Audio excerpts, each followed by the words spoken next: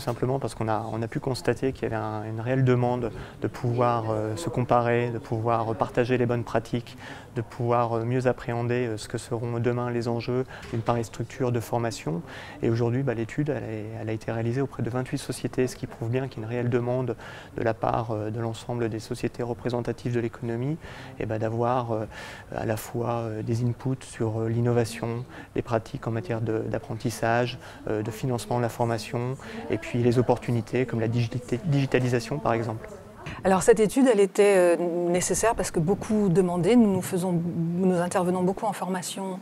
de formateurs dans les universités d'entreprise et c'était vraiment un besoin qu'on a senti auprès de nos partenaires clients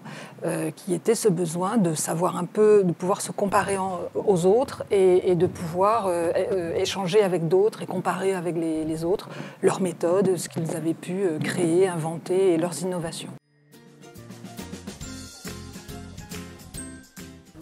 Alors le premier constat serait de dire que toutes les universités ne se ressemblent pas et qu'elles ont des problématiques diverses et variées, mais en fait on retrouve des points communs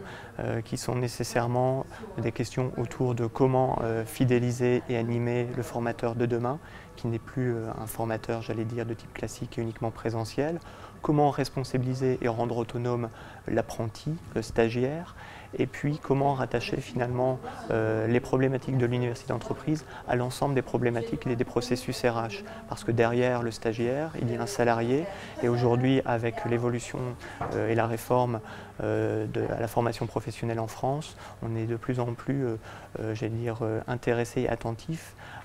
au rôle du salarié en tant qu'acteur du marché et par rapport à l'employabilité qui est la sienne. C'est qu'effectivement chaque université d'entreprise et chaque école métier, chacun est très différent, que chacun a vraiment innové en donnant ses propres solutions, ses propres architectures, ses propres idées, et qu'on a vraiment une grosse diversité de méthodes qui ont été mises en œuvre. Et les enseignements, c'est par contre qu'il y a quand même des tendances de fond qui reviennent et qui sont les problématiques de chacun. L'une qui est bien entendu sur comment finance-t-on l'efficacité d'une université d'entreprise, est-ce que c'est un centre de coût, est-ce que ça peut être un centre de profit, est-ce qu'on externalise nos formations ou pas, est-ce qu'on peut la vendre à d'autres que ceux de l'entreprise, comment fonctionner.